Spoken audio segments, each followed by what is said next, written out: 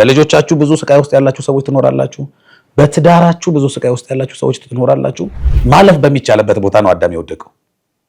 ኢየሱስ ክርስቶስ ደግሞ በቆሮንቶስ ጭራሽ ጭው ባለው በረሃ፣ አዳም በገነት እንግዲህ እኛ ደግሞ ስንጾም በመጾማችን ምንድነው የምናገኘው? እንዴትስ እንጾም?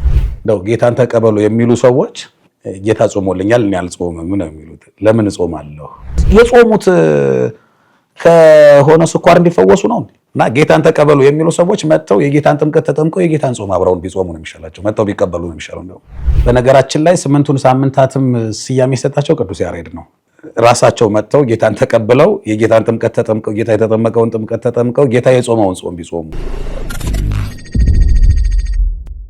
ጌታችን መድኃኒታችን ኢየሱስ ክርስቶስ ይህንን ዓለም ለማዳን ከሰማያት ሰማያት ወርዶ ከመቤታችን ከቅድስት ድንግል ማርያም ሰው ሆኖ ነው የማዳኑን ሥራ ጀምሮ የፈጸመባት ቅድስት ሀገር ኢየሩሳሌም። አሁንም ያ የሚናፈቀው የሚያጓጓው የሚማርከው ጉዟችን በቋንቋ አይነሽ ሚዲያና በኤላኮቴት ዓለም አቀፍ የጉዞ ኤጀንት እንደገና ለ2018 በዓለ ትንሣኤን በዚያች ቦታ ላይ ለማክበር እነሆ ጉዞ አዘጋጅተናል። ስለዚህ በውጭም ያላችሁ በውስጥም ያላችሁ አንድ ላይ ተሰባስበን ቅድስት ሀገር ኢየሩሳሌም ቀራንዮ ጎልጎታ ላይ ተገኝተን ትንሣኤውን አብረን እናክብር እያል ዝግጅታችንን እንደጨረስ ስናበስራችሁ በደስታ ነው። ከውጭ ያላችሁም ደውሉልን፣ እዚህም ያላችሁ ደውሉልን። ከዛ ያላችሁም መታችሁ ከዚህም ያለን አብረን ሄደን በቅድስት ሀገር ኢየሩሳሌም ትንሣኤውን አብረን ጧፉን ሻማውን ይዘን ነጭ ለብሰን ከአባቶቻችን ከካህናት ጋር ከሊቃነ ጳጳሳቱ ጋር በዛው በተነሳበት ትንሣኤውን በገለጠበት በጎልጎታ አብረን ትንሣኤ ከያን ለመዘመር እንዲያበቃን አምላካችን እግዚአብሔር ፈቃዱ ይሆነልን። ኤላኮቴትና ቋንቋ አይነሽ ሚዲያ ዓለም አቀፍ የጉዞ ኤጀንት። በስመ አብ ወወልድ ወመንፈስ ቅዱስ አሃዱ አምላክ አሜን። ስብሐት ለእግዚአብሔር ለዘአብጽሐነ እስከዛቲ ሰዓት። ለዚህ ሰዓት ያደረሰን አምላካችን እግዚአብሔር ስሙ የተመሰገነ ይሁን። ትላንትና እንደልደይ ሆነህ ካሻገርከን፣ ዛሬን ተቀብለህ በሰላም ከዋልከን፣ ስለምታሳየን ነገንን በተስፋ ተመስገን እንበልህ። አምላክ ክብር ይስፋ። በመላው ዓለም ያላችሁ የእግዚአብሔር ቤተሰቦች፣ የእመቤታችን የቅድስት ድንግል ማርያም ቃል ኪዳን ልጆች፣ የቋንቋ አይነሽ ሚዲያ ቤተሰቦች እንኳን ለዚች ሰዓት ለዚች ዕለት በሰላም በጤና አደረሰን። እንዲሁም ደግሞ ታላቅ እንግዳ ልንቀበል እነሆ ዝግጅት ላይ ነን። ትልቁ ጾም ወይም ደግሞ በስያሜው ራሱ አብይ ጾም ጌታችን ኢየሱስ ክርስቶስ ባለቤቱ ራሱ ጾሞት እኛን እንዲህ አድርጉ ብሎ ለመምህርነት ለአስተማሪነት የመጣ አምላክ ይሄንን ስለሰጠን ስሙ የተመሰገነ ይሁን። እንኳን አደረሳችሁ። መጋቤ እንኳን አደረሰዎት። እንኳን ደህና መጡ። እንኳን አብሮ አደረሰን። እንኳን ደህና ቆያችሁ። መጋቤ ጥበብ መምህር ኤርሚያስ እጅግ ተወዳጅ መምህራችን፣ ወዲህ አባታችን፣ ወዲህ ወንድማችን በቋንቋ አይነሽ ሚዲያ ያው ተከታታይ መርሃ ግብሮችን ይዘናል። አንዳንድ ጊዜ በአገልግሎት ብዛት ጊዜውን እየጠበቅን አልመጣንም።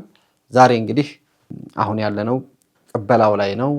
ጾሙ ልንቀበል ጉድ እያለ ነው። ይሄ ጾም ከሌሎቹ በምን ይለያል? በጣም አመሰግናለሁ። በድጋሚ ተመልካቾቻችን እንኳን አደረሳችሁ። ይህ በዓላትና ኢየሱስ የተሰኘ ፕሮግራማችን ነው። ከኢየሱስ ክርስቶስ ጋር ቤተክርስቲያናችን ተያያዥነት ያላቸው ጉዳዮችን ከቅዱስ ያሬድም ከወንጌላውያኑም ጋር እያያዝን የምናቀርብበት መርሃ ግብራችን ነው። ይሄ ጾም ከሌሎቹ ለየት የሚያደርገው ምንድን ነው የሚለውን ስናይ ሌሎቹ አጽዋማት ፍጡራን የጾሙት ጾም ነው። ፍጡር ቢጾም፣ ፍጡር ቢጸልይ፣ ፍጡር ቢሰግድ፣ ፍጡር ቢያመልክ፣ ፍጡር መልካም ስራ መስራቱ እና ስርዓት አምልኮ ነክ የሆኑ ነገሮችን ማድረጉ ምንም አይገርምም። ምክንያቱም ያ አካል ለተሻለ ማድረግ ለቅድስና ለመብቃት ፈተና እንድን ለማድረግ በመንፈሳዊ ሕይወቱ ከፍ ለማድረግ ከፍ ለማለት ይጾማል።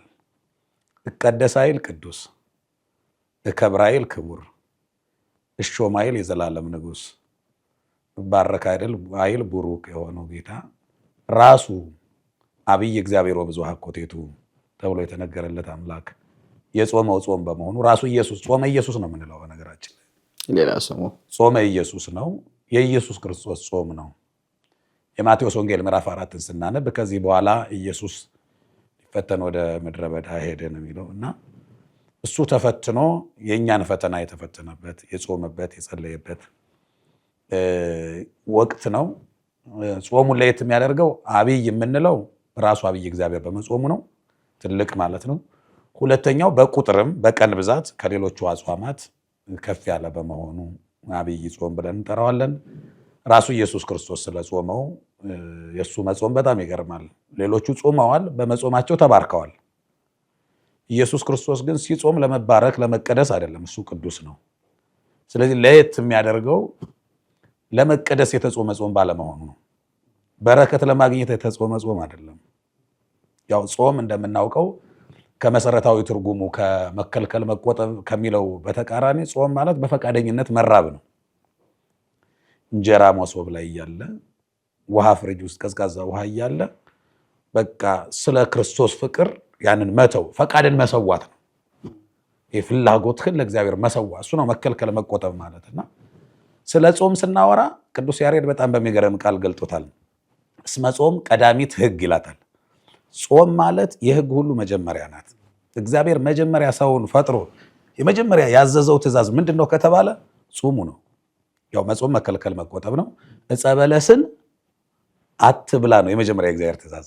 ስለዚህ ጾም ማለቱ ነው ተከልከል ተቆጠብ ማለት ነው። በዚያ ዘመን አዳም ሌላ ሕግ አልተሰራለትም። አንድ ሕግ ናት። አንዱ ሕግ ግን ሁሉን የጠቀለለች ናት። አዳም አትስረቅ አልተባለም። አዳም አታመንዝር አልተባለም። አዳም በሐሰት አትመስክር አልተባለም። እግዚአብሔር በየዘመናቱ የሚሰራው ሕግ ሊሰራ የሚችል ሕግ ነው የሚሰራው። ያ ማለት ምን ማለት ነው? በአዳም ዘመን አትስረቅ የሚል ሕግ ቢሰራ ሕጉ ምንም አገልግሎት አይሰጥም። ከአዳም ውጭ ሌላ ቢሰረቅ ማን አለና? አታመንዝር ቢባል አሁን አዳም ሕጉ አይሰራም። ለመስራት ራሱ ምቹ አይደለም። ከሔዋን ውጭ ምን ሴት አለና ያመነዝራል? ስለዚህ እግዚአብሔር ሲሰራ በዘመኑ ሊሰራ የሚችል የሚተገበር ሕግ ነው የሚሰራው። ስለዚህ ዕፀ በለስን አትብላ፣ በቃ በዚህ ውስጥ አሁን አትስረቅ፣ አትግደል፣ አታመንዝር በሙሉ ተጠቅለው ተሰርተዋል ማለት ነው። የመጀመሪያው ሕግ ጾም ነው። የመጀመሪያው ትእዛዝ እግዚአብሔር ሲያዝዝ አትብላ የሚል ነው። ተከልከል፣ ተቆጠብ። ለዚህ ነው ጾም ቀዳሚት ሕግ አላት። የመጀመሪያዋ ትእዛዝ ናት እንዳይመስላችሁ። ሊቃውንቱ ሲተረጉሙት ጾም እያለው ነው። ተከልከል፣ ተቆጠብ፣ ለእኔ ስትል የምትተወውን ነገር የምትሰዋውን ፈቃድን እስኪልየው እያለው ነው። ስለዚህ ጾም የመጀመሪያ ሕግ ናት። ጾም የመጀመሪያ ሕግ ናት ካል የመጀመሪያው ኃጢአት ደግሞ መብላት ነው ማለት ነው። የመጀመሪያው ኃጢአት መብላት ነው። ጥንተ አብሶ የምንለው ይሄ ኃጢአት በመብላት የመጣ ነው። የበላውን ብቻ የሚበላ እና የሚገድል አይደለም። ያልበሉት ሁሉ የተበሉበት ነው። ያ ኃጢአት በመብላት የመጣው በዕፀ በለስ በኩል ማለት ነው። ዕፀ በለስን ባለመብላት 7 ዓመት ክብር ተጠብቆ ቆይቷል። ዕፀ በለስን በመብላት ግን 5500 ዘመን ዋጋ ተከፍሏል። በመብላት የመጣ ኃጢአት ነው። በመብላት የመጣው ኃጢአት ያ ኃጢአት እንደ አንዳንድ በሽታዎች ለልጅ ልጅ የሚተላለፍ ነው፣ የሚወረስ ኃጢአት ሆነ። ጥንተ አብሶ ምንለው የመጀመሪያው በደል ነው ማለት ነው። ጥንተ አብሶ ማለት ነው የመጀመሪያ በደል ማለት ነው። ያው አበሳ በደል ነው፣ ጥንት ደግሞ ጥንት ነው። ጥንተ አብሶ ስንለው የመጀመሪያው ኃጢአት ሲሰራ መጀመሪያ የተሰራው ኃጢአት በሰው ዘር በሰው ልጅ ማለት ነው። ከዛ በፊት ያው የበደለ ፍጡር አለ። ያ ከሰው ዘር ስላልሆነ ከመላእክት ወገን ስለሆነ በሰው ዘር ታሪክ ግን የመጀመሪያው ትእዛዝና ጽድቅ አትብላ የሚለው ትእዛዝ ነው። የመጀመሪያው ኃጢአት ደግሞ ዕፀ በለስን መብላት ነው። ከዚያ ውጭ ሌላ ኃጢአት የለም። ከዛ በፊት ያልተሰራ ምንም ሰው በመላእክት ማህበር ውስጥ አብሮ ተካቶ በአንድ ማህበር ውስጥ ነው የሚኖረው ሰውና መላእክት። ክርስቶስ ሲወለድ ያንን ዕፀ በለስ የተበላለት የተቋረጠውን ህብረት ነው እንደገና ደግሞ ያገናኘው ማለት ነው። እና ጾም በዚህ ልክ የተሰራች ናት። እግዚአብሔር በጣም የሚገርምህ ሰውን ምን ያህል እንደወደደው የምታየው በአዳም ዘመን ዕፀ በለስን አትብላ አለ። ሰው ከእግዚአብሔር ሕግ በተቃራኒው መቆም ስለሚወድ በላ። በመብላቱ ሰውን ላለማጣት እግዚአብሔር ሰው ስለማይቀየርለት ሕጉን መቀየር ጀመረ። አሁን ዕፀ በለስን አትብላ የሚለውን ደግሞ ተወና እስኪ እነዚህ ሰዎች የሚበላ ነገር ነው የሚወዱት፣ ደግሞ እስቲ በሚበላ ላርግላቸዋልና ደግሞ ስጋውና ደግሞ ስጋዬን ብሉ ደግሞ አለ። ደግሞ በዚህ በኩል ቀይ በሚበላ ደግሞ ላርገው ብሎ ማለት ደግሞ በሚበላም ሲሆን ደግሞ አሁን አይ ገና ነኝ አሁን አልቆርብም እንላለን ማለት ነው እንጂ ህግጋቱ ነው። መጀመሪያ ዕፀ በለስን ሰራ፣ ይሄ እዚያ ላይ ህግ ሆነ። ቀጥሎ ያለው ህግ ህገ ልቦና ነው። ቀጥሎ ያለው ህገ ኦሪት ነው። አሁን ያለነው ህገ ወንጌል ነው። እግዚአብሔር ሲቀይር ሲያሻሽለው ሲያስተካክለው ሰው ስለማይቀየር እሱ ህጉን ይቀይራል። አንተ አሁን በጣም የምትወደው ሰው አለ አይደለ? እየበደለህ የሚሰራቸው ስራዎች ደስ ባይልህም እሱ ጋር ያለ በጎ ነገር ካለ ያንን ነገር ላለማጣት ዝም ብለህ ትታገሰዋለህ። ማጣት ስለማትፈልግ ነው። የሆነ ነገሩ ይታያል፣ ማጣት አትፈልግም። ሌላ ሰው ላይ የማይሆነውን ነገር አንተ ላይ በጣም ይንቀባረርብሃል። እንደዚያ እየሆነብህ ስለሆነ ሙያው፣ ስለሆነ ብቃቱ፣ ስለሆነ ጸጋው ብለህ ወይም ስለሆነ እሱ ጋር ስላለ አንድ በጎ ነገር ብለህ በቃ እስኪ ይሄን ቀለለፈው ትላለህ። የሚያሳልፍ ነገር አይደለም ሁኔታው፣ በጣም የሚያናደድ ሊሆን ይችላል። ግን እሱ ጋር በጎ ነገር አለ፣ ያየህበት ነገር አለ፣ ለሱ የምትከፍለው ዋጋ አለ። አሁን እግዚአብሔር እኛን ወዶ እስኪ ደግሞ አሁን ደግሞ እያለ ሲያስታምመን፣ ሲለማመጠን፣ በቃ ሲያባብለን፣ ሲንከራተትልን ያው ነው አሁን እንጂ ይሄ ጾም እኮ ይሄ ጾም አሁን የሚጾመው ጾም አዳም ያኔ በመብላት የወደቀውን ለመካስ ነው። ዳግማዊ አዳም ባለመብላት ሁለት ነው ፈተናው። አዳም ተፈትኖ ወድቋል። አዳም ተፈትኖ የወደቀውን ነው ዳግማዊ አዳም ኢየሱስ ክርስቶስ የሚያልፍለት፣ ያንን ነው የሚክስለት። ገነትና ቆሮንቶስ እንግዲህ ተመሳሳይ ናቸው። በገነት አዳም ተፈትኖ ወድቋል። እንግዲህ በገነት እግዚአብሔር ያሳየ፣ በገነት የሚበላ ባልጠፋበት ሁሉ የእሱ በሆነበት ሰማያዊ ግዛት ያስፈልገኛል፣ ምድራዊ ግዛት አይበቃኝም ነው። ስለዚህ ይሄ ሰው ይሄንን በደል በድሎ ሲወድቅ በገነት ተፈትኖ ማለፍ በሚቻልበት ቦታ ነው አዳም የወደቀው። ኢየሱስ ክርስቶስ ደግሞ በቆሮንቶስ ጭራሽ ጭው ባለው በረሃ፣ አዳም በገነት እንግዲህ እነዚያ አራቱ አፍላጋት በሚመነጩበት እነዚያ አትክልት ባሉበት በጣም የሚያማምር ተክል፣ የተክሉ አይነት በጣም ይገርመኛል። ሊቁ ሲገልጠው ጥራቱ ራሱ ፍሬው እንደ መስታወት ፊትን ያሳያል ይላል። እንዲህ ቆርጠህ በልተህ አላምጠህ እስከምትወጣው ድረስ በዚያ ቦታ ላይ ሌላ ፍሬ ይደርሳል። የበላኸው እዚህ ከንፈርህ ላይ ምናምን ያለው ይሄ አንዳንድ ምግብ ስትበላ ይሸት አይደለ? ሳምንት ሙሉ ያንን መዓዛ የገነት መዓዛ ይሸታል አፍ ላይ። እጅህ ያልታጠብከው አንዳንድ ምግብ ይሸት አይደለ? ሳምንት ሙሉ ነው የገነት መዓዛ ያ እነዚያ አትክልቶች የሚጣፍጡት። ወጽዱላ ከመከዋክብት ነው የሚለው። እንደ ከዋክብት ያበራሉ፣ እንደ መስታወት ፊትን ያሳያሉ። የተከለከለው አንድ ነገር ላይ ነው የሚያፈጡት፣ ያችን ነገር ነው የሚያየው። እና አዳም በገነት ውስጥ ተፈትኖ ወደቀ፣ የሚበላ ባልጠፋበት። ዳግማዊ አዳም ኢየሱስ ክርስቶስ ግን የሚበላ በሌለበት ጭው ባለው በረሃ በገዳመ ቆሮንቶስ ጾሞ ያንን ካሰው ማለት ነው። አዳም በስስት ነው የወደቀው፣ በመሳሳት በመጎምጀት ስግብግብነት አደረበት። አርእስተ ኃጣውእ የሚባሉ አሉ። ሶስቱን አርእስተ ኃጣውእ በቃ አዳም ድል የሆነባቸውን ኢየሱስ ክርስቶስ ገንዘብ መውደድ፣ ስስት፣ መጎምጀት፣ እነዚህ ነገሮችን ማቴዎስ ወንጌል ምዕራፍ 4 ላይ የተቀመጡትን ድል አደረገው። አዎ ትዕቢትን፣ እነዚህ የመሳሰሉትን የኃጢአት ስር ናቸው። አሁን አዳም ላይ የተተከሉትን የበቀሉትን ሾህና ሜከላውን እንደገና ሊነቅልለት ማለት ነው፣ ድል ሊያደርግለት እሱ በገዳመ ቆሮንቶስ ጾም። አሁን ገነትና ገዳመ ቆሮንቶስ እንግዲህ አዳምና ኢየሱስ ክርስቶስ ተመሳሳዮች ናቸው ማለት ነው። አዳም ነው፣ ኢየሱስ ክርስቶስም ዳግማዊ አዳም ነው።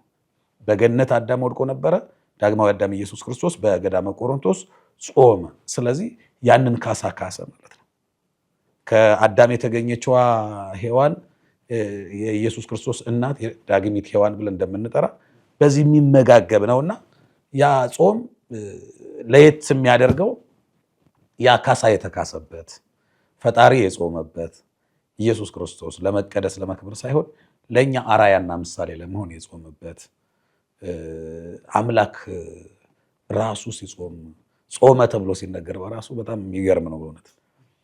ጾም እኮ አሁን በቅዱስ ያሬድ ዜማ ጾመ ድጓ የሚባል አለው።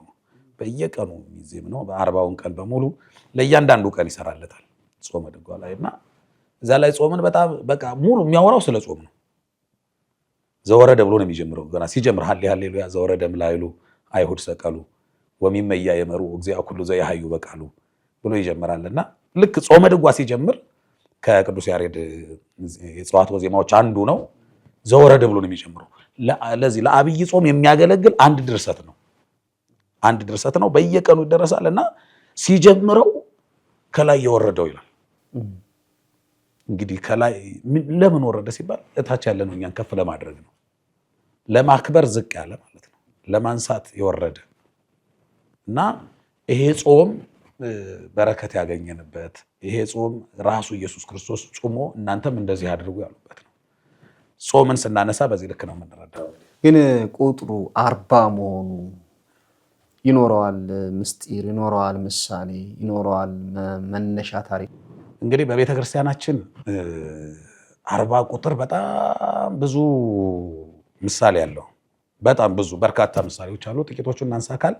ለምን 40 ቀን ጾመ ከተባለ የመጀመሪያው ሰው አዳም ተፈጥሮ ወደ ገነት የገባው በ40ኛ ቀኑ ነው።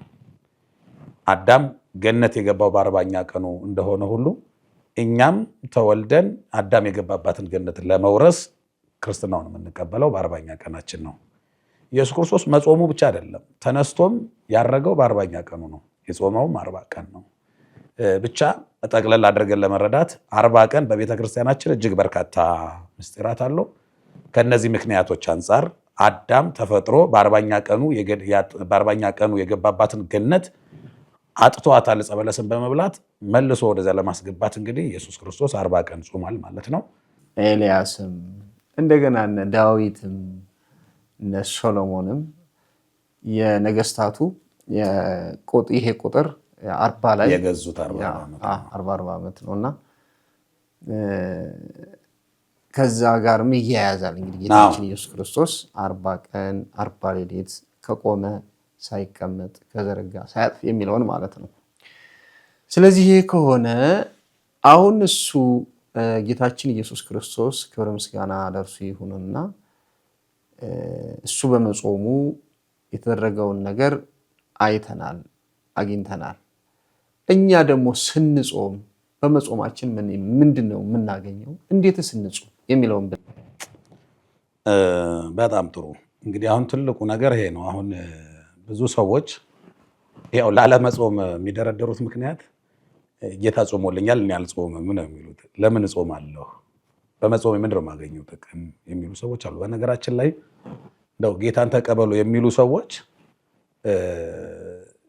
ራሳቸው መጥተው ጌታን ተቀብለው የጌታን ጥምቀት ተጠምቀው ጌታ የተጠመቀውን ጥምቀት ተጠምቀው ጌታ የጾመውን ጾም ቢጾሙ ይሄን ነው ጌታን መቀበል ማለት። እንደውም ይሄ ነው አንድን ሰው ስትቀበለው እኮ ከነ ሁሉ ነገሩ ነው አይደለ? ግማሹን ጥለህ ግማሹን አንጠልጥለህ አንዱን ጥሎ አንዱን አንጠልጥሎ አይደለም። እኛ ኢየሱስ ክርስቶስን ስንቀበለው ጌታን ስንቀበል ጥምቀቱን ተጠምቀን ጾሙን ጾመን አብረነው በቃ አብረነው ነው። ልደቱን አክብረን ነው። ጾሙን ጥሎ ኢየሱስን ተቀብሎ አይሆንም እኮ። ስለዚህ ኢየሱስ ክርስቶስን የተቀበለ ሰው የኢየሱስን ጥምቀት ተጠምቆ የኢየሱስን ጾም መጾም አለበት። ኢየሱስን ጌታን መቀበል ማለት ይሄ ነው። እና ጌታን ተቀበሉ የሚሉ ሰዎች መጥተው የጌታን ጥምቀት ተጠምቀው የጌታን ጾም አብረውን ቢጾሙ ነው የሚሻላቸው። መጥተው ቢቀበሉ ነው የሚሻለው። እንደው ጌታን መቀበል ያለው እዚህ ጋር ነው፣ በትክክል የምንቀበለው ማለት ነው። እና ለምንድን ነው የምንጾመው ከተባለ ቅዱስ ያሬድ አሁንም እንደዚህ ይላል የጾምን ጥቅም። እስመ በጾም ኤልያስ ሰማያት አርገ፣ ምድራዊውን ኤልያስን በእሳት ሰረገላ ወደ ላይ እንዲነጠቅ ያደረገው እንደ መላእክት የምታደርገን ጾም ናት ይላል። በቃ እንደ መላእክት ከምንመስልበት ነገር አንዱ ይሄ ነው። በቃ ጾም የስጋን ፍላጎት ለነፍስ ስናስገዛ የነፍስ ባህሪያችን ነፍስ ለአምላኳ ስትገዛ የነፍስ ባህሪዋ መላእክትን መምሰል ነው። በስጋችን እንስሳትን እንመስላለን፣ በነፍሳችን መላእክትን እንመስላለን። ስለዚህ አሁን የነፍስ ጊዜ ነው። በፈረቃ ነው የሚኖሩት። ያው እኛ ስጋና ነፍስ አይደለም። ለስጋችን እንደውም ቅዱስ ያሬድ ቅድም ባነሳነው ጾመ ድጓ በተባለው ድርሰቱ ላይ እንደዚህ ይላል። አከለክሙ መዋዕል ዘሃለፈ ዘተቀነይክሙ ለጊዜ ስጋክሙ እምይእዜሰ ጹሙ ወጸልዩ ለእግዚአብሔር ተቀነዩ ይላል። አከለክሙ ያለፈው ዘመን ይበቃል። ቅበላ ብላችሁ በላችሁ፣ ጥምቀትን ሰበብ አረጋችሁ በላችሁ፣ አስተርእዮ ነው ብላችሁ በላችሁ። አከለክሙ ይበቃል። አሁን ዘተቀነይክሙ ለጊዜ ስጋክሙ ለስጋ ጊዜ የሰጣችሁ ፕሮግራም አድርጋችሁ በቃ ተቀብላችኋል፣ በልታችኋል። ፋሲካ ነው፣ ልደት ነው፣ ገና ነው ብላችሁ በልታችኋል፣ ጥምቀት ነው ብላችሁ እሚይዝየሰ ጾሙ ወጸልዩ ለእግዚአብሔር። እንግዲህ ደግሞ ስጋ ደግሞ ለነፍስ ቦታውን ትልቀቅ። አሁን የነፍስ ጊዜው አደረሰ። በፈረቃ ነው የሚኖሩት፣ የነፍስ ጊዜ ነው። አሁን ለነፍስ ተራውን ልቀቁ። ስጋ ደግሞ ለነፍስ ይገዛ። አሁን ነፍስ ደግሞ የመላእክቱን ህብረት ታድርግ። በመላእክቱ ደስታ ደስ ይበላት። ስለዚህ መላእክትን የምታስመስለዋ ጾም ናት። በጾም ኤልያስ ወደ ሰማይ አድርጓል። ወደ ላይ ማድረግ እኮ የመላእክት ስራ እኮ ነው። የስጋውያን ባህሪ እኮ እንደዚህ አይነት አይስማማውም። ሲጾም ነው። ስጋው ሲደክም ነፍስ ስታሸነፍ የነፍስ ባህሪ ነው መርቀቅ፣ ማድረግ፣ ዘላለም መኖር፣ ወደ ላይ መውጣት የመላእክት ባህሪ ነው። መላእክትን የምትመስለው ነፍሳችን ናት። እስመ በጾም ኤልያስ ሰማያት አርገ ወዳንኤል ድህነ ማፈ አናብስት። ዳንኤል ባለመብላት ነው አንበሳ እንዳይበላው የሆነው አለ። የሚገርመው ዳንኤል የንጉሱን ምግብ እንዲበላ ተፈቅዶ ነበር። አልበላም አለ። አልበላም በማለቱ አልተበላም። ስለዚህ ዳንኤል ባለመብላቱ ነው ያልተበላው። እሱ አልበላም ሲል አንበሶቹ ደግሞ እሱን አንበላም አሁን እኛም ምግብ የማንበላው በእሳት እንዳንበላ ነው የማንበላው። ባለመብላት ነው የማንበላው። ምግብ የማንበላው በዲያብሎስ እንዳንበላ እሱ ነው በቃ ይኸው። ስለዚህ ወዳንኤል ድህነ ማፈ አናብስት 3 ደቂቅ አለ። አናንያ አዛርያ ሚሳኤል ትንቢተ ዳንኤል ምዕራፍ 1 2 3 ስናነብ ከንጉሱ ፍርፋሪ እንዲበሉ ተገደዋል። አንዱ ፈተናቸው ይሄ ነበረ። ቆሎ ስጠን፣ ቆሎ እንብላ አሉ። ኧረ ግድ የላቸውም አለ አጋፋሪው ያኛው በጀት ክፍሉ። እና እንዲያውም ለሱ የተበጀተውን በጀት ለራስ አድርገው ነው ተብዬ ነገ እቀጣለሁ እናንተ ጠውልጋችሁ ብትገኙ፣ ግድ የለንም ጊዜ ስጠን አሉና ቆሎ በሉ። ጾሙ ማለት ነው፣ ተከለከሉ። ይሄ ሱባኤ አሁን አባቶች በገዳም የሚያደርጉት ነው እንግዲህ በጾም ጊዜ የሚበሉት ነው። እነሱ ያንን ጠጅ አንጨልጥም፣ ያንን ጮማ አንቆርጥም አሉ፣ አንበላም አሉ። እነሱን ደግሞ እሳቱ አልበላም አሉ። አየው፣ አናንያ አዛርያ ሚሳኤልም ባለመብላት ከመበላት ተርፈዋል። እኛ ስለምን እንጾማለን ከተባለ አንደኛ እንደነሱ ላለመበላት፣ ሁለተኛ ስርየተ ኃጢአት ለማግኘት። የነነዌ ሰዎችን ስንመለከት ኃጢአተኞች ነበሩ። እግዚአብሔር ያንን አልሰብክም ብሎ እምቢ የሚለ ሰባኪ ላከላቸው። በግድ ተገዶ የሰበከ ሰባኪ ነው ዮናስ። እያጉረመረመ የሰበከ ሰባኪ ሄዶ በስመ አብ አላለ፣ እንደምን አደራችሁ አላለ። በ3 ቀን ነነዌ ትጠፋለች ብሎ መርዶ ነገረ። የባይታዊ ስብከት መርዶ። በዚህ እኔ ደህና አድርጎ ቢሰብካቸው እንዴት ነው? እንዲህ ሆኖ ተለምኖ በአሳንበሪ ሄዶ በትራንስፖርት አይደለም ሄዶ በአሳንበሪ ሄዶ ባልተመቻቸ ሁኔታ ሄዶ ይቺ ከተማ ማን ትባላለች ብሎ ሲጠይቅ ነነዌ በቃ ካልሆነም እንግዲህ ዝም በቃ ለስበክ ብሎ ሊሰብክ አይደለም ከሄዱ ኮብልሎ እንግዲህ የኮበለለ ሰባኪ ነው። ያውም ከእግዚአብሔር ፊት ለመኮብለል ሄደ። ሲያየው ሀገራውን ሲጠይቅ ነነዌ ናት በቃ እንግዲህ ከሆነ ብሎ ደስ ሳይለው ነው ወዮላችሁ በቃ ትጠፋላችሁ። ሌላ እኮ የለም፣ ምን ማጽናኛ የለውም፣ ምን የለውም፣ ትጠፋላችሁ አለ። የንስሐ አዋጅ የወጣው ከቤተ ክህነት አይደለም፣ ከቤተ መንግስት። የሚጠቡ ህፃናት ሳይጠቡ በእንስሳት እንኳን ከበረት ሳይወጡ ማቅ ለብሰው አመድ ነስንሰው ጾሙ። ይኸው ግን አንዳንዴ እንደሱ ያስፈልጋል መሰለኝ። አንዳንዴ እናንተ የተቀደሳችሁ እናንተ የተከበራችሁ አውደ ምሕረት ላይ እኛ የምናበዛው ነገር አለ። ሾሩ ይበዛል። ምንድነው እግዚአብሔርን የምንረዳበት መንገድ? አሁን 2 አይነት ችግር ነው ያለው በዚህ በስብከታችን። ሁለቱ ወደ አንድ መምጣት አለበት፣ የባሕታውያኑና የፕሮቴስታንቱ። የፕሮቴስታንቶቹ በቃ ሰላም ነው ይታየኛል፣ በረከት ይታየኛል፣ ፍትፍት እዛ በቃ እንጀራ ነው የሚሸጠው። አዎ የባሕታውያኑ ደግሞ በቃ አለቀላችሁ። እንዲያው ጫማ ለብሰ በመሄድ በቃ በሰሙነ ሕማማት በቃ ጫማ ስለለበስኩ ሁሉ በቃ ሰላም ስለተባባልኩ ብቻ በጣም ጥብቅ ያለ ነው። ደግሞ የባሕታውያኑ ደግሞ ወዮላችሁ ይበዛዋል። ይሄኛው ወዮላችሁ ይበዛዋል፣ ያኛው ደግሞ በቃ የምስራች ይበዛዋል። መርዶና የምስራቹ። አሁን ኢየሱስ ክርስቶስ በቸርነቱ አባታችን ነው፣ በመለኮትነቱ ጌታችን ነው። ይራራልም ይፈርዳል። ፈታሄ በጽድቅ ነው፣ ኮናኒ በረት ነው። አየው በቃ ይፈርዳልም። አሁን እሱም ሳይል ወርት ተራከበረ። ምህረትና ቸርነት፣ አባትነትና አምላክነት። አባትና ንጉስ ነው። አባት ይራራል፣ ንጉስ ይፈርዳል። እሱ ሁለቱንም ነው። እዛ ጋር ያለው ምንድነው? አምላክነቱ ብቻ። ይሄ ፈራጅነቱ፣ ቀጭነቱ፣ ገዥነቱ ምኑ ይታያል። ሲሆን ራሱ ይርቅብሃል። እግዚአብሔር ራሱ የኔ ነው አባቴ ነው የሚለው ነገር እንትን ይባላል። አባት ስትለው ደግሞ ምኑ ይጠፋል፣ ምኑ ይርቃል። ይሄ አምላክ ገዥነቱ አምላክነቱ ነው። በቃ አሁን እግዚአብሔርን ለምን እንደሆነ በክፉ አባት ያደገ ልጅ እግዚአብሔርን አባቴ ሲለው በዚህኛው እየቀጣ ባሳደገው አባቱ ልክ ነው የሚስለው። ስለዚህ አባቱ እየቀጠቀጠ ነው ያሳደገው። እግዚአብሔርም አባት ከሆነ ያው እንደዚህ ነው ብሎ ነው የሚስለው። እንደሱ እንደዚያ እንደጨካዩ ደግሞ አባት የሚለውን በጣም ሲል አሁን ምሕረቱ አባትና አምላክነቱን አንድ ላይ ማጣጣም አለብን። ይራራልም ይፈርዳል። በቃ ይሄ ነገር ነው ሆነ ያለበትና የነነዌ ሰዎች ምሕረቱን አመኑ፣ ተመለሱ። በትክክል ሊፈርድ የነበረው እግዚአብሔር ምሕረት አደረገ። በነገራችን ላይ እግዚአብሔር ተናግሮ አያስቀርም እኮ ተናግሮ ትንቢት ነቢያት ተናግረው አይቀርም። ግን እግዚአብሔር የሚቀይረው ትንቢት እግዚአብሔር ሐሳብ ይቀይራል ወይ ከተባለ በሌላ ነገር ላይ አይቀይርም። በሰው ሕይወት ላይ ከሆነ ግን እግዚአብሔር ሐሳብ በቃ ቅድም ያልነው የለም ለሰው ልጅ ያለው እንትን ዮናስ በነገራችን ላይ እምቢ እኮ ብሎ እኮ አይደለም፣ አለመታዘዝ እኮ አይደለም። አውቅሃለሁ አንተ ቸር ነህ፣ አታደርገውም፣ አታጠፋቸውም። ደግሞ አንተ ደግሞ በኋላ ምሕረት አድርገህ እኔ ሄጄ ትጠፋላችሁ ብዬ አንተ እንደ ልማድ ብትምራቸው ያ ሐሰተኛ ሟርተኛ ነብይ እየተባልኩ ስሜ ጠፍቶ ይኖራል ብሎ ነው። ከልክ በላይ ምሕረቱን ተማምኖ ነው። አንተ ጨክነህ አታጠፋም አውቅሃለሁ ብሎ ርህራሄው ምን ያህል እንደሆነ እንዲያውም እኮ ምዕራፍ 3 ላይ ስደርስ ሲምራቸው ብዬ ነበር እኔ መጀመሪያውኑ ብሎ እኮ አዘነ። ግን እግዚአብሔር ማስተዳደር ይችልበት አይደለ? እሳቱን አወረደው። እነሱ እየጾሙ ወረደ።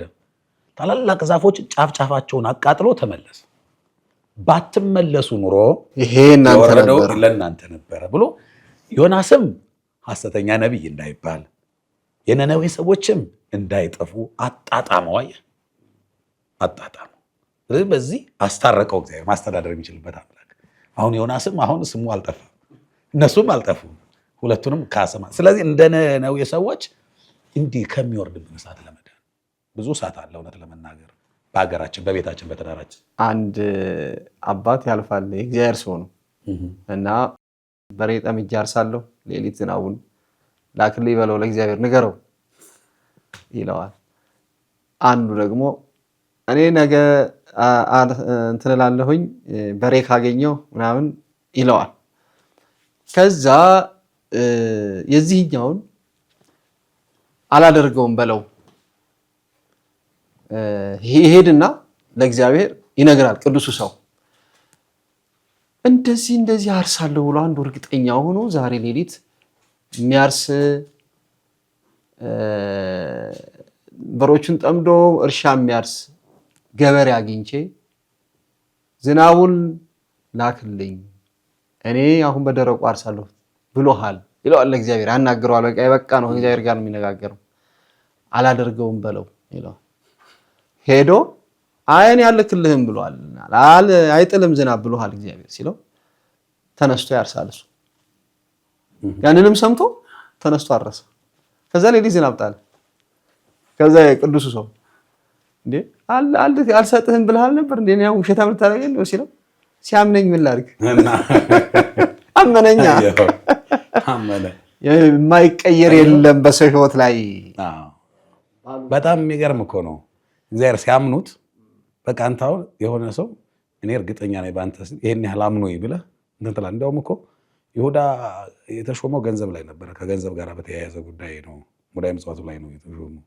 እና ሌባ ሰው እንዲህ ኃላፊነት ላይ ሲያምኑት የበለጠ ይሻላል ተብሎ ስለሚታሰብም ነው። በቃ አስቸጋሪ ሰውን አሁን ያለህ አማራጭ ኃላፊነት መስጠት ነው። እንዲያየው እንዲረዳህም አሁን ብጥብጥ እያደረገ በቃ መተቸት ብቻ ይሆናል ስራው። ይሄ በዚህ ቢሆን ይላል ቢይዘው እሱ እዚያ ቦታ ላይ ቢሆን ከዚያ ሊብስ ይችላል እኮ ስራው። አሁን እኛ ስንተች በጣም ቀላል ነው፣ ግን ቦታው ላይ ስንቀመጥ አይቶ እንዲረዱን። እኛ አሁን ቤተሰብን መምራት ይሄን ያህል ከከበደ የሆነ ሰው 5 የሚሆን 10 ሰዎች ላይ ኃላፊነት ካለን እነሱን ማስተካከል በጣም ከከበደ ያ አንድ ቀበሌ ማስተዳደር ምን ያህል ይከብድ ይሆን ብለን መረዳት አለብን። ያንን የምንረዳው ቦታው ላይ ቁጭ ብለን ስናየው ነው፣ ሰውን ማስተዳደር ምን ያህል ከባድ እንደሆነ። እና የበለጠ ሰውን ሊገዛው የሚችለው ማመን ነው። ሲያምንህ እንዴት ቢያምን በቃ ይከብዳል። በጣም እምነት እኮ በጣም ስለዚህ እኛ አሁን የነነዌ ሰዎች ጾሙ ከእሳት ዳኑ። እኛ ስለምን እንጾማለን ታዲያ ከተባለ አንደኛ ኃጢአታችን ከነነዌ የተናነሰ አይደለም አሁን ያለንበት። እንዲያው እግዚአብሔር ይሄ ዓመተ ምሕረት ሆነ ጊዜው እግዚአብሔር ከእንግዲህ በኋላ ምድርን በነፍር ውሃ ምድርን በእሳት አላጠፋትም ብሎ ቃል የገባበት ዘመን ስለሆነ እንጂ ከነሱ የተናነሰ ኃጢአት አይደለም እየተሰራ ያለው ግፍ። እነሱ የዳኑትን ድህነት ለመዳን እነሱ የጾሙትን ጾም መጾም አለብን። እነሱን ያቃጠላቸው እሳት እንዳያቃጥለን እነሱ የጾሙትን ጾም እንጾማለን። ኃጢአታችን ከነሱ የተናነሰ ስላልሆነ በሀገራችን በቤታችንም በስራ ቦታም ብዙ እሳት አለ። በዘመናችን ለመናገር የሚነደው እሳት ብዙ ነው። እንዲያውም አንዳንዶቻችንን በእሳት ውስጥ ያለ ነው። እውነት ለመናገር እሳት ይወርዳል ብቻ አይደለም ወርዶ በስቃይ ውስጥ ነው ያለ ነው። ብዙ እሳት ነው ያለው። ከዚህ እሳት ለመዳንም ነው። አንዳንዱ ትዳሩ እሳቱን ያንገበገበው አለ። በምንድን ነው የሚፈታው ከተባለ አሁን በጾም በጸሎት ነው።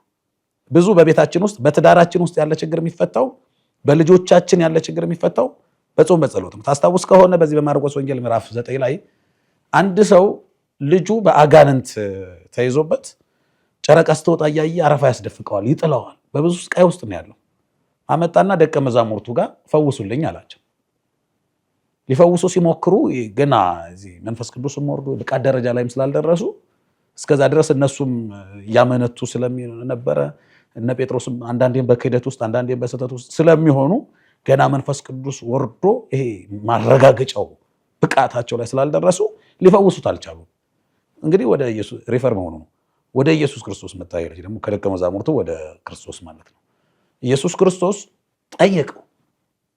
አንድ መርማሪ እንዴት እንደው የነሳህ አባት የሆነ ሰው እንኳን አንድን በመንፈስ ጭንቀት ውስጥ ያለ በነፍሱ የታወቀ ብዙ የተመሰቃቀለ ህይወት ውስጥ የሚኖር ሰው እንዴት እንደ ማረጋጋት ማጽናናት እንዳለብን እንግዲህ ከሱ ነው የምንማረው። እውነት ለመናገር ምን ያህል ጊዜው ነው ሲባል አብሮ እንዳደገ ነገረው።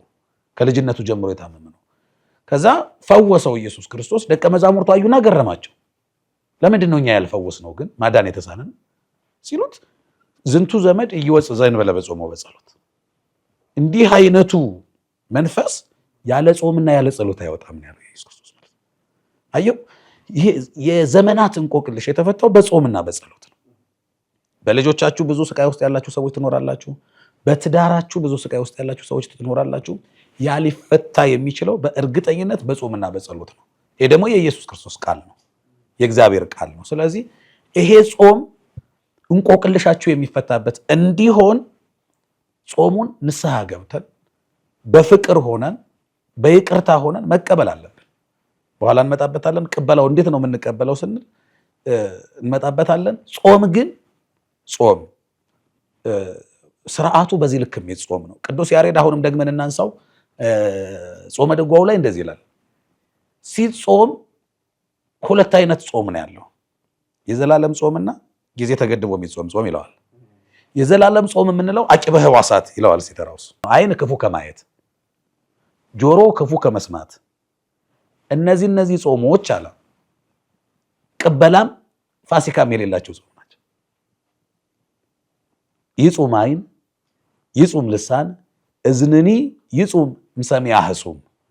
አይን ክፉ ከማየት፣ ጆሮ ክፉ ከመስማት፣ አንደበትም ክፉ ከመናገር ይጹም አለና ይሄ ጾም ቅበላና ፋሲካ የለውም። በቃ አሁን ጾሙ ሊገባ ነው የምንለው እኮ ስጋ ከመብላት አይደል ልንከለከል ነው ማለት ነው አይደለ? ይሄንን ከመስማት አሁን ስጋ ልክ የፋሲካ ደግሞ ይፈታል። አሁን እኮ ስጋ መብላት ኃጢአት የሚሆነው በጾሙ ሲበላ ነው እንጂ ፋሲካ ሲፈታ ብንበላ ችግር የለውም። በቅበላም ስጋውን ያየዋል፣ ፋሲካውም ላይ ያየዋል። ይሄ ግን ጾም ሊገባ ነውና ብለህ ክፉ ነገር ግን የዘላለም ጾም ነው። የዘላለም ጾም ነው። በዚህ ነው የምንጾመው እና በይቅርታ መጾም አለብን፣ በፍቅር ሆነን መጾም አለብን ስንል ይሄ ይቅርታውና ፍቅሩ ጾም ሲፈታ አይፈታም። ወደ ጥላቻ አሁን እንግዲህ የምንጣላበት ጊዜ ነው። ስጋ የምንበላበት ጊዜ ደረሰ እንደምንለው ቅድም የስጋ ጊዜ ደረሰ፣ ለስጋችን የምንሰጥበት ጊዜ ደረሰ እንደምንለው አሁን የምንጣላበት ጊዜ ደረሰ፣ አሁን ቂም መያዝ ይቻላል የሚባልበት ጊዜ የለም። ከነዚህ ነገሮች ለዘላለም ነው የምንጾመው። በዚህ ልክ አስቀመጠው። አሁን ግን እየተነጋገርን ያለነው ጾም ስጋ ከመብላት እህል ይሄ ጥሉላትን ከመብላት ከዚህ ነው እየተነጋገርን ያለነው። ይሄ ጾም ግን በትክክል እግዚአብሔር የሚቀበለው ከቂም ከተንኮል ስንጸዳ ነው እንጂ ይላል። እንጀራ ባለመብላት ብቻ ከሆነማ እኮ ዲያብሎስ ራሱ በልቶ አያውቅም። እህል ባፉ ዙሮ አያውቅም ዲያብሎስ አይበላም። ስለዚህ እኛ መብላች ግን ዲያብሎስ እህል ባይበላም በጎ ነገር ሰርቶ አያውቅም። ስለዚህ እኛ ክፉ እየሰራን እህል ባለመብላት ብቻ ከሆነ ምን ጥቅም አለው? እኔ የመረጥኩት ጾም ይህ ነውን? ስትጾሙ ውላችሁ ፈቃዳችሁን ታደርጋላችሁ ይላል ትንቢተ ኢሳይያስ ላይ። እኔ የመረጥኩት ጾም ይሄ ነው ወይ? ስትጾሙ ውላችሁ ፈቃዳችሁን ታደርጋላችሁ። ይኸው ሲሰግዱ ቆይተው ሲያስቀድሱ ቆይተው ስንመለስ እዚያው ላይ አፋቸውን የሚያማሹት የቤት ሰራተኛን በመስደብ ከሆነ ሌላ ክፉ ነገር በማድረግ ከሆነ ምንም ከምጽዋት ጋር ካልሆነ ከይቅርታ ጋር ካልሆነ የቁርሱን በጀት ልክ ጾም ከቤተ ክርስቲያን መልስ ከቅዳሴ መልስ አካክሰን እንዲሁ ደርድረን የምናካክሰው ከሆነ እኮ እሱም ያው ነው እኮ የሰዓት ፕሮግራም ብቻ የተቀየረው። ግን ጾም የቁርስን ሰዓት ለነዳያን አድርገን የነፍስ ምግብ እንዲሆን አድርገን የምሳን ሰዓት ብቻ መጠቀም ማለት ነው እንጂ ቁጠባም አይደለም። ጾም ተቀባይነት ሰው እኮ ለብዙ ነገር እኮ ይጾማል እኮ ሰው ለብዙ ነገር ይማማላል፣ ለብዙ ነገር ይጾማል፣ ለብዙ ነገር እኮ ይሰበሰባል። ቅዱስ ጳውሎስን እስከምንገድል ድረስ ማንም እንዳይበላ ብለው እኮ አይሁድ አዋጅ አውጀዋል እኮ ክፉዎቹ። ጳውሎስን ለመግደል ማንም ምግብ ሳይበላ ሁላችንም በጠዋት እንገናኝ ብለው ጾማቸውን ነው እየተወለጉ ያሉት። እሱ አሁን ምንም ጥቅም የሌለው ጾም ነው የሚሆነው። ጥቅም አልባ ጾም ሊሆን ይችላል። በቂም ውስጥ ሆነን በተንኮል ውስጥ ሆነን የምንጾመው ጾም እና አባቶቻችን ባደረጉት ስርዓት ነው ጾማችን ልናደርገው የሚገባ። ጓደኛችን አስቀድሰን ስንመጣ የምናያቸው በጣም ኃጢአት እየሰሩ ወይ እየጠጡ ሊሆን ይችላል የምናያቸው ሰዎች ካሉ ከቤተ ክርስቲያን ስንመለስ አቤት አሁን አንተም ሰው ነህ እያልን እየናቅን መሆን የለበትም።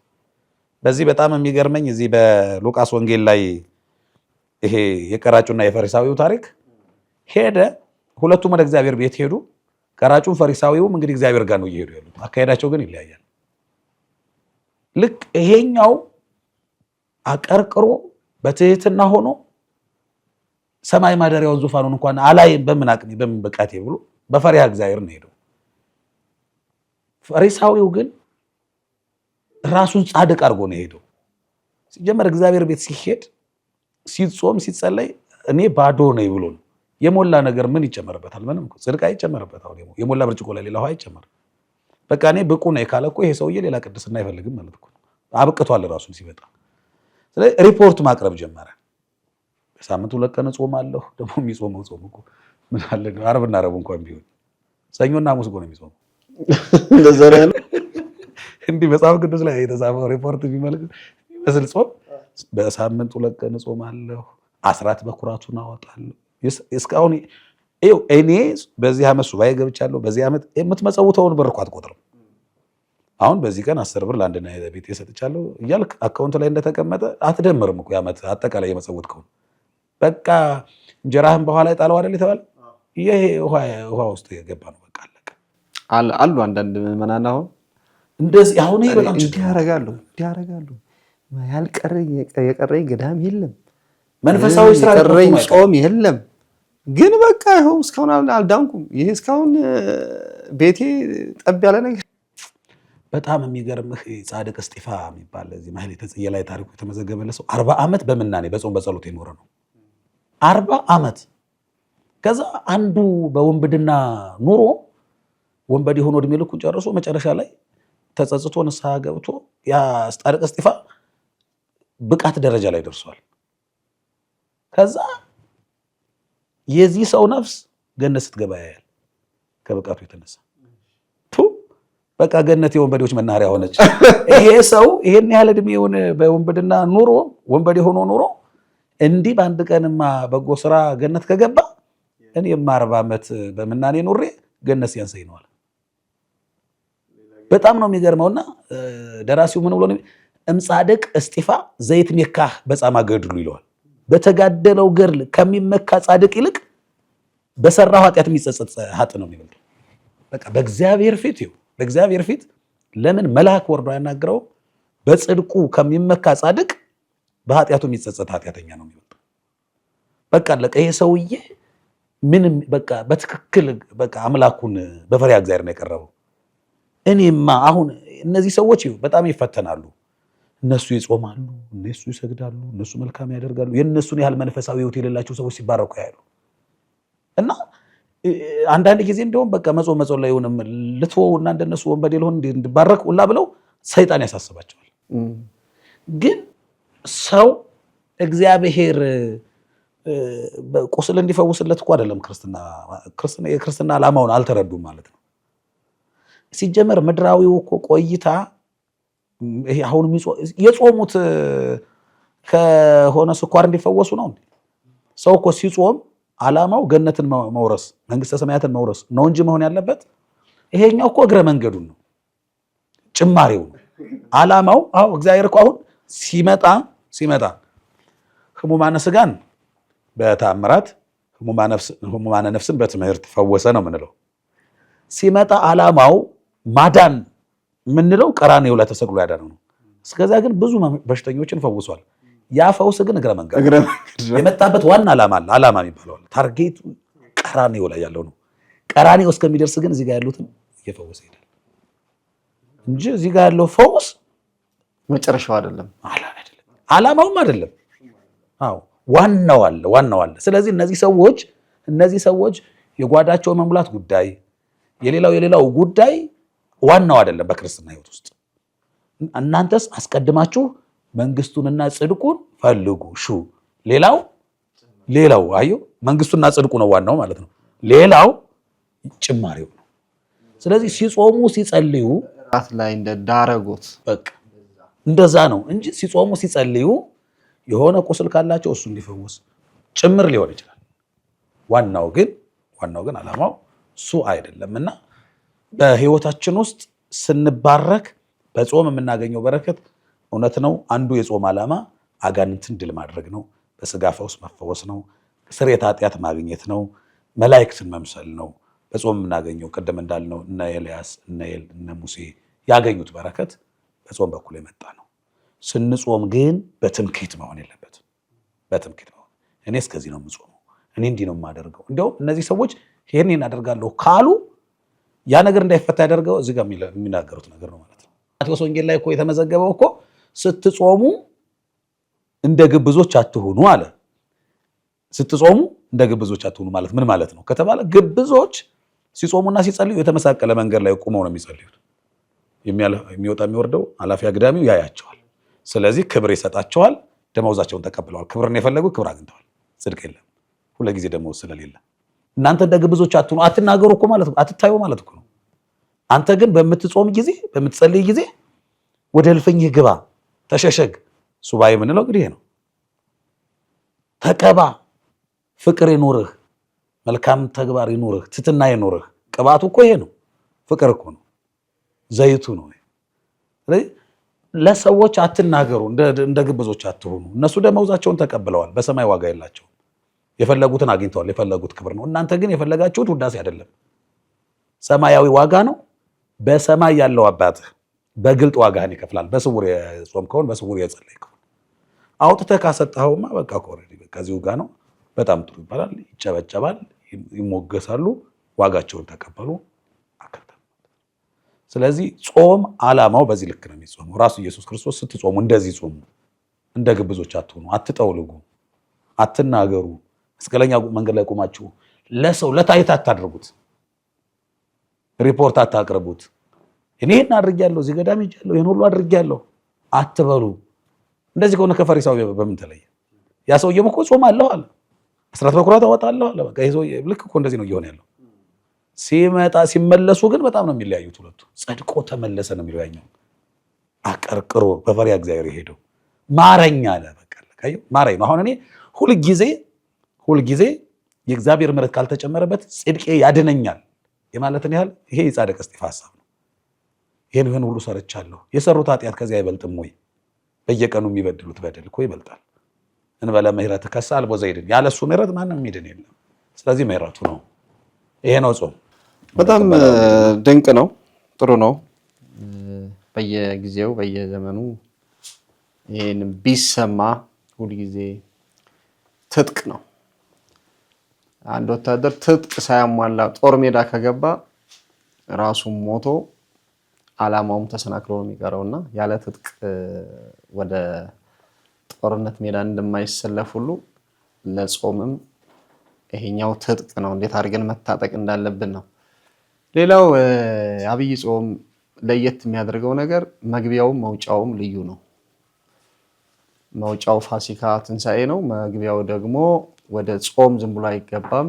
ቅበላ የሚባል መርሃ ግብር አለው የአብይ ጾም በተለይ ሁሉም ቢኖረውም ይሄኛው ለየት ይላልና ቅበላው ግን መልኩ ቀየር ይልና ብቀላ ይመስላል። እንዴት እንቀበለው? እንግዲህ ቤተክርስቲያናችን ከልደት እስከ ነነዌ ያለውን አስተርእዮ ትለዋለች። ከነነዌ እስከ አብይ ጾም ያለውን መራዊ ነው የምትለው። ዘመነ መራዊ ነው የሚባለው አሁን ይሄ ወቅት። ከነነዌ እስከ አብይ ጾም ያለው ዘመነ መራዊ ነው። ዘመነ መራዊ ስንል ቅበላ ነው። ቅበላ ነው ተርጉመን የጠራ ነው ቅበላ ያልነው። ግን የምንቀበለው ማለት ነው ከተባለ ይሄንን መራዊ የተባለውን አካል ነው። መራዊ ማለት ምንድነው? ሙሽራ ነው። ሙሽራው ማን ነው? ኢየሱስ ክርስቶስ ነው። ልክ አንዲት ሙሽሪት ሙሽራዋ መጥቶ እስከሚወስዳት ድረስ ተዘጋጅታ አጊጣ ተውባ ንጹህ ሆና እንደምትጠብቀው እኛም ቅበላ የምንለው ያ የሚመጣ አንድ አካል አለ። እሱን ለመቀበል ንጹህ ሆነን ተዘጋጅተን በቅተን ዝግጅት አድርገን የምንጠብቅበት ሁኔታ ነው። ከዚህ ሐሳብ ጋር የሚሄደው በማቴዎስ ወንጌል ምዕራፍ 25 ከቁጥር 1 ጀምሮ የተመዘገበ አንድ ታሪክ አለ። በዛን ጊዜ መንግስተ ሰማያት መብራታቸውን ይዘው ሙሽራውን ሊቀበሉ የወጡ 10 ቆነጃጅትን ትመስላለች። ከነርሱም 5ቱ ሰነፎች 5ቱም ልባሞች ነበሩ። ሰነፎቹ ይላል መብራታቸውን ይዘው ከእርሱ ጋር ዘይት አልያዙ። ልባሞቹ ግን ከመብራታቸው ጋር በማሰሯቸው ዘይት ያዙ። ሙሽራው በዘገየ ጊዜ እንቅልፍ አላቸው። እኩል ሌሊትም ሲሆን ሙሽራው መጣ። ትቀበሉ ዘንድ ውጡ የሚል ቅበላ አድርጉ ተባሉና አዋጅ ታወጀ።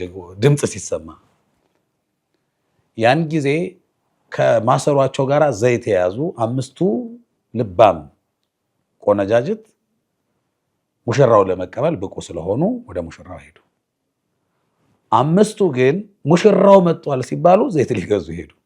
ይህ ሰርገኛ መጣ ምን ቀንጥሱ እንደሚባለው ሙሽራው መጣ ሲባል አሁን ለቅበላ በሚወጡበት ሰዓት ለምን ወጡ? መብራት ሊገዙ፣ ዘይት ሊገዙ። ልክ ቅበላ ላይ ያለው መልክ እዚህ ጋር ያለው መልክ ነው።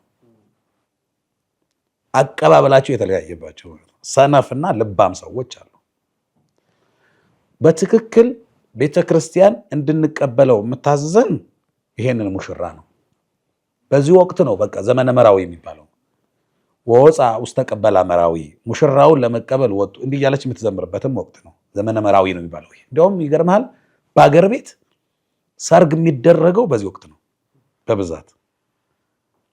በቃ በዚህ ወቅት በጣም ሰርግ ይበዛል።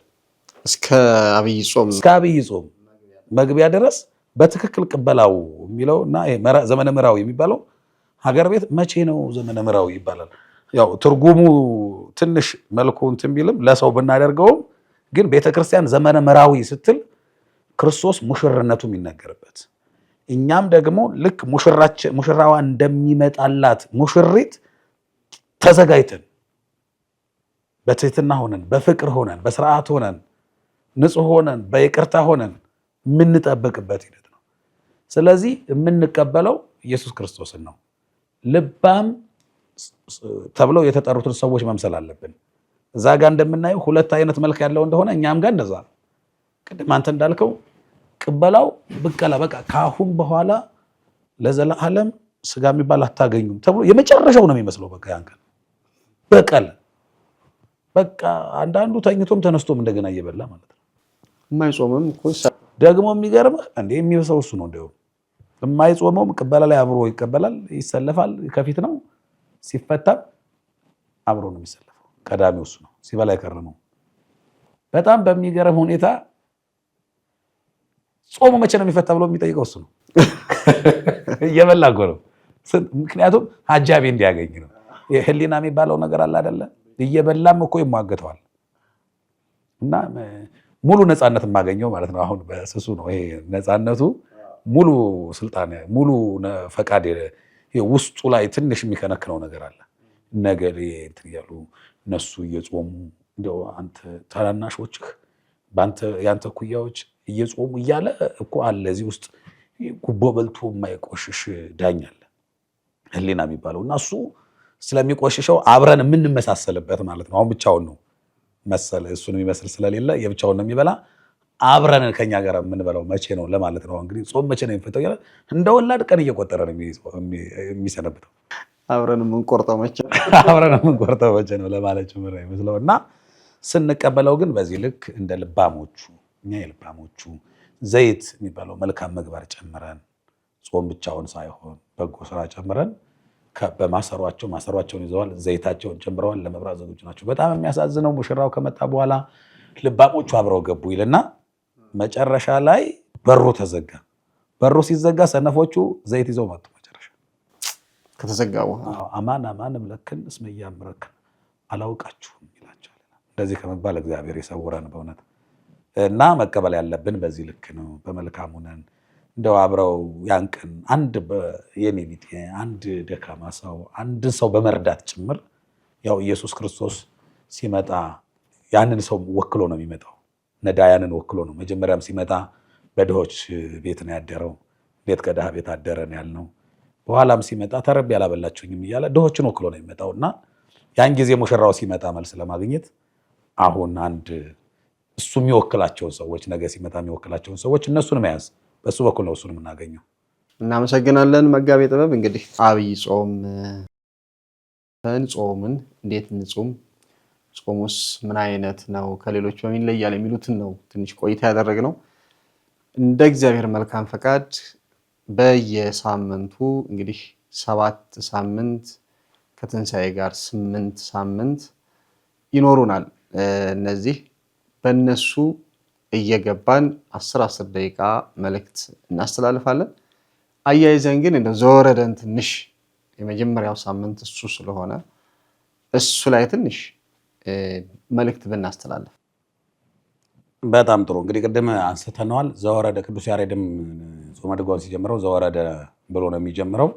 በነገራችን ላይ 8ቱን ሳምንታትም ስያሜ የሰጣቸው ቅዱስ ያሬድ ነው። በሱ የዜማ ስልት ነው ትምህርተ ቤተክርስቲያን የማይቶተ ቤተክርስቲያን ነው የምትለው። የቤተክርስቲያን መብራቷ ነው ቅርጽ ያስያዘው እንኳን ለቤተክርስቲያን አይደለም ለዓለም ነው። እና ዘወረደ የሚለው ቅዱስ ያሬድ ነው። የድርሰቱ መጀመሪያ ይሄ የጾመ ድጓው መጀመሪያም ዘወረደ ነው የሚባለው። ልክ ለየቀኑ ዜማ ይሰራለታል። ዘወረደ ሲል ዘወረደ ምላእሉ ከላይ የወረደው አይሁድ ሰቀሉት፣ ባለማወቅ ይሄንን አደረጉ፣ ምን ሊያደርግ እንደወረደ ስላላወቁ ነው ይላል። ምን ሊያደርግ እንደወረደ ስላላወቁ ነው፣ እነሱን ከፍ ሊያደርግ ነው ይለና መድኃኒቶሙ ጸሉ፣ መድኃኒታቸውን ጠሉ፣ መድኃኒታቸውን ሰቀሉ፣ መድኃኒታቸውን ገደሉ። ሰው እግዚአብሔር ያሳየህ። አሁን መድኃኒትን ማጥፋት ማለት እኮ በሽተኛነት ብቻ አይደለም። አንዳንድ ሰው አለ የሚያሰቃየው በሽታ አለ። ከዚያ ለመፈወስ መርፌ መወጋትን የሚፈራ መራራ ነው መድኃኒቱ መዋጥ አልፈልግም የሚል አለ። ከመድኃኒቱ መምረር ይልቅ የበሽታው መምረር እኮ ይበልጣል። ስለዚህ ክርስቶስ የተናገረው ንግግር ክርስቶስ ያው መድኃኒት አይደለ? መድኃኒት ነው። መድኃኒት ደግሞ ጣፋጭ መድኃኒት የለም። ጾም መድኃኒት ነው። ሊመር ይችላል እኮ ምግብ እያለ ጾም መዋል ይመራል እኮ፣ ግን መድኃኒት ነው። የሚጣፍጥ መድኃኒት የለም በባህሪው። መድኃኒቶች በሙሉ መራራ ናቸው። እና አይሁድ ግን መድኃኒታቸውን ጠሉ። ሁልጊዜ ጣፋጭ ነገር ለምደዋል። ኢየሱስ ክርስቶስ ደግሞ ጡመ ስም ቢሆንም ያው ቅዱስ ሕርያቆስ እንደነገረን እሳት በላይ ለአማጽያንም ነው። ለአማጽያን የሚያቃጥል እሳት ነው። እሳት ማሄው ለርቱዓነ ልብ፣ ፈቃዱን ለፈጸሙ ደግሞ የሚያድን እሳት ነው። እና ለአይሁድ መራራ ሆነባቸው። ለሞት እኮ መራራ ነው ክርስቶስ። ለሞት እኮ ሞት ነው። መራራ ብቻ አይደለም፣ ህመም ብቻ አይደለም፣ ሞቱ ነው። አሁን ሞት አፍ አውጥቶ መድኃኒዓለም ቢጠራው መድኃኒዓለም አይለውም፣ ሞቴ ነው የሚለው። የሞት ሞት ነው እሱ፣ የሞት ሞቱ ነው። ስለዚህ ይሄንን ጠሉ። የወረደ ይሄንን ነገር ሊያስተካክል ህይወታችን ሊቀይር ሙቶ ሊያድነን ነበረ። ከፍ ሊያደርገን የወረደ ከላይ የወረደው እሱ ነው። ዘወረደ ስንል መውረዱን ለኛ ሲል ሰው መሆኑን ከፍ ሊያደርገን መምጣቱን ቤተክርስቲያን በሰፊው የምታዜምበት ወቅት ነው። እንግዲህ እሱን መውረድ አስበው ከየት የት እንደወረደ የነበረበት ከከፍታዎች ሁሉ ከፍ ያለ ቦታ ነው፣ ጽራሪያም ነው። ሲወርድ ግን በጣም ወረደና ከዝቅታዎች ሁሉ ዝቅ ባለው ለዓይን በከፋ ለአፍንጫ በከረፋ ቦታ በከብት በረት ተወለደ። መውረድ እኮ ይሄ በጣም መውረድ። ለምን በጣም እኛ ወርደናል በዚያ ልክ። ስለዚህ በጣም የኛ መውረድ የኛ ታሪክ በዚያ ልክ ተበላሽቷል። በከብት በረት ልክ ለዓይንም ለአፍንጫም የማያምር ለትርክትም የማይመች ሰው አምላክነት ተሰጥቶት ምድራዊ ገዥነት ተሰጥቶት በገነት ያለው በሙሉ ተሰጥቶት ለሁለት ሰው ብቻ እኮ ነው ያ ሁሉ ሀብት። ደግሞ እንደዚህ ዘመን እኮ አይደለም። በጣም የሚገርም ለሁለት ይቻለም እኮ ሁለት ሰው ብቻውን ኑሮባት አልበቃ ብላለች። የስግብግብነት ጥግ ያስብ እንግዲህ። አሁን እኛ ሰው ስለበዛ አይደለም እኮ ስግብግብነታችን፣ ሁለት ብንቀርም ይጠበናል። ለዚህ ማሳየው ይኸው አዳምና ሔዋን ይኸው ብቻቸውን ነው የሚኖሩት። የምድሩን ብሉ፣ ግዙ፣ ነዱ፣ ንዱ፣ ጠጡ የእናንተ ነው ተብለዋል። ከዛ አዩትና ኧረ ይሄ ብቻማ አይበቃም፣ ሰማያዊው ግዛት የሚገባናል። ይሄ እኮ ነው አሁን ስግብግብነት ማለት፣ አይበቃኝም ባይነትና ያለኝ ይበቃኛል ባለማለታችን የመጣ ነውና ይሄንን ሁሉ ሊፈውስ ነው እንግዲህ የወረደው ክርስቶስ ከሰማይ የወረደው። የመጣበትን መንገድ አስበው። ዳገት አይደለም የወረደው፣ የሰማይን ኮረብታ ይሄን መውረድ ወርዶ ደግሞ የቱ ጋር ድረስ እንደሄደ እስከ ግብፅ በረሃ ነው የወረደው። ብቻ መውረዱ በከብት መረት እኮ ብቻ መሆኑ አይደለም። በጣም የሚገርመው እዛ ሆኖ እኮ ተወልዶ እኮ አልወጣም ክርስቶስ እኮ ኑሮ አለ እኮ። ሰብአ ሰገል ሲመጡ መንገዱ ልክ የተወለደ ጊዜ ጉዞ ጀመሩ። መንገዱ 2 ዓመት ፈጀባቸው። ሲመጡ ያገኙት እዚያው አይደል? 2 ዓመት እኮ ኑሮበታል ማለት ነው። የከብት በረት ውስጥ 30 ደቂቃ መቆየትን አስበውና ከብት በረት ውስጥ 2 ዓመት መኖሪያ ካደረገ እንዴት ቢወደድ ነው ያን ያህል መከራ። እኛ እኮ የምናስበው እኮ ቀራንዮ ላይ 5ቱን ችንካር ብቻ ብዙ ቁስል እኮ ነው ያለበት መድኃኒዓለም። ቁስሉ እኮ 5 ችንካሮች የጠለቁበት ብቻ እኮ አይደለም። እናቱ ታቅፋው ልመና ስተንከራተት ይህን ታሪክ አስበዋል። አሁን ለአንድ ሰው ምን ያህል እንደሚከብድ ያ የደረሰባት 5ቱ ሐዘናት የእሱ እኮ ቁስል እኮ ነው። ቁስል እኮ ነው የእናትን መከራ መስማት፣ የእናትን ሐዘን እንዲሁኜ ብላ ስትተርክልን ሰምቶታል። ደግሞ በታምረ ማርያማችን ላይ በእኔ ምክንያት ካገኙሽ ሐዘናት የትኛው ይበልጣል እስኪ ንገሪ ብሎ ሲሰማ በጣም የሚገርም ነው። ንገሪ ካልከኝማ የትኛውን ልንገርህ? ወልዳው እኮ ቅጠል ነው ያለበሰችው። ሰው ስንት ቦታ እየተወለደ አሁን ከዚህ በላይ እኮ ለእናት ቁስል የለም። ከብት በረት ውስጥ እንዲያው አንድ የማርያም አራስ የምትባል ሴት ሰው እየተንከባከባት ራሷን ማርያምን ግን የሚንከባከባት አልነበረም። እስመ አልቦ መካነ ውስተ ማይደሩም የእንግዶች ማረፊያ ተብሎ የተሰራ እኮ በዘመኑ እኮ እዛ አካባቢ እኮ አለ የእንግዶች ማረፊያ፣ ግን በሰው ተሞልቷል። እንግዶች ሞልተውታል። እሱም ስፍራ ጠፋ። ለሱም ስፍራ ጠፋ። እሱን የሚያህል እንግዳ እኮ ነው እሱ ራሱ። ለዚህ ዓለም እንግዳ ታዲያ ለዚህ ዓለም የተገለጠ እንግዳ። አዎ መጣ፣ ወረደ። ልክ አሁን ለዚህ ጉዳይ መውረዱ የሚዘከርበት ወቅት ነው ዘወረደ ማለት። ይሄ ዝቅ ያለበት ከፍ ሊያደርገን በቃ መውረዱ እኛ እንድንወጣ እኮ ከፍ እንድንል ነው። ወደ ራሱ ሊያሳርገን ወደ ራሱ ከፍ ሊያደርገን ነው የሚወርደው። ሁሉ ነገር የሱ አንድ ነገር የሚሆነው እኛን ከዚያ በተቃራኒው ለማድረግ ነው። በነገራችን በስጋ ወራት ያደረጋቸው አሁን ተሰደደ ከተባለ ከገነት የተሰደድን እኛን ሊመልስ ነው። ቆሰለ ከተባለ በሱ ቁስል እኛ ልንፈወስ ነው። ተጠማ ካለ መጽሐፍ እኛ እንድንረካ ነው። በቃ ወረደ ካለ እኛ ከፍ እንድንል ነው። ስለዚህ አሁን መውረዱ ተራቆተ እኛ እንድንለብስ ነው። በቃ በስጋ ወራት የሚያደርጋቸው ነገሮች በሙሉ የኛ ህይወት ካሳ ናቸው። ካሳ ታይም ተጠማሁ። አሁን ባለፈው ሳምንት የተነበበው ወንጌል ተጠማሁ እያለ ሲካር በረሃ ላይ ሲንከራተት እሷን ሊያረካት እኮ ነው። ውሃው ጉድጓድ ውስጥ ይጠብቃታል። በጣም አባ ጊዮርጊስ ዘጋስጫ በጣም ይገርማል። አንተ የህይወት ውሃ ሆነህ ውሃ ስትለምን ባየው ጊዜ ምን አይነት ውሃ ሊያረካ? እሱ ራሱ የህይወት ውሃ እኮ ነው። በጣም ምን ሊያረካው ነው ሲባል የሚያረካውማ የኛ መመለስ ነው። ሙሴ በአንድ ወቅት ጠየቀው፣ ምንድን ነው የምትበላው ግን አለው እግዚአብሔርን። እስቲ ምንድን ነው የምትጠጣው ንገረኝ።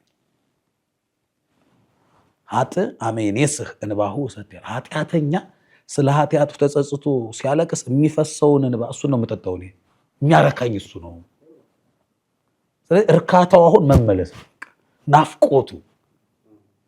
ስለዚህ በዛ ዘመን እኔ ተገኝቼ ውሃ ጠጣው ነበረ እንዲያው ብኖር የሚል ሰው ካለ በቃ ስለ ኃጢአቱ ማልቀስ ነው። ያኔ እሱ ይረካል። እሱ ነው መጠጧ፣ ይሄ ነው መጠጥ ብሎ ተናግሯል።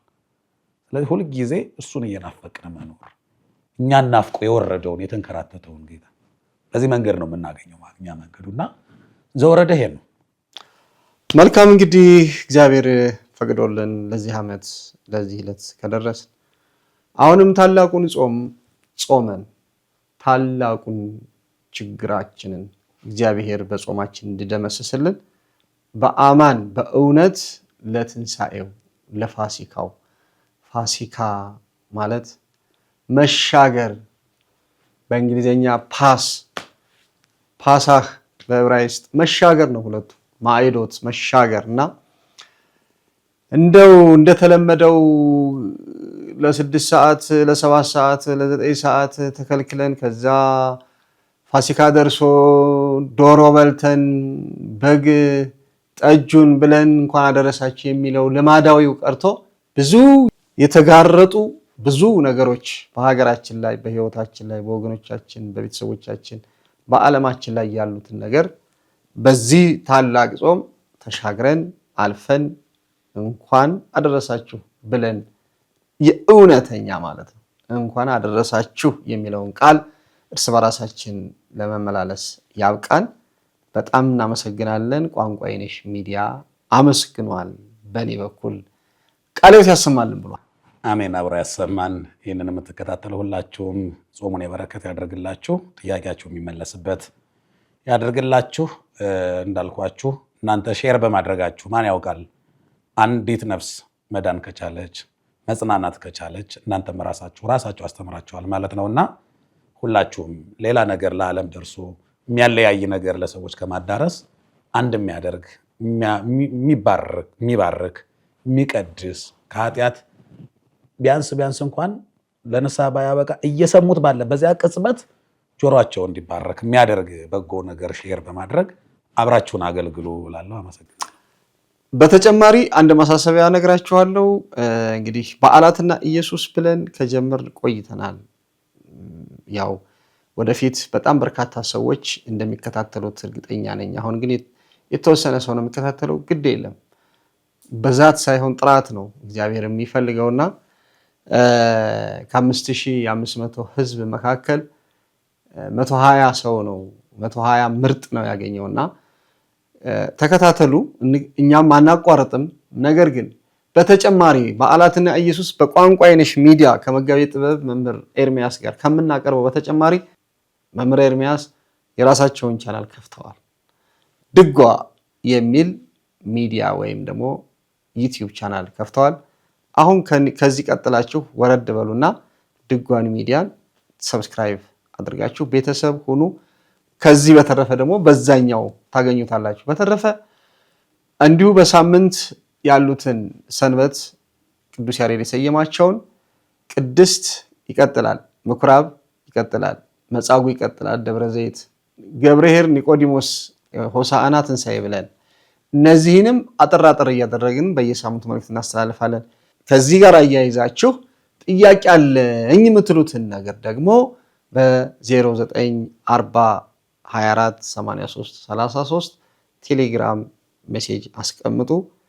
ጥያቄውንና የዕለቱን ወይም የሳምንቱን መልእክት ይዘን እንቀርባለን። ጌታችን መድኃኒታችን ኢየሱስ ክርስቶስ ይህንን ዓለም ለማዳን ከሰማያት ሰማያት ወርዶ ከእመቤታችን ከቅድስት ድንግል ማርያም ሰው ሆኖ ነው የማዳኑን ሥራ ጀምሮ የፈጸመባት ቅድስት ሀገር ኢየሩሳሌም።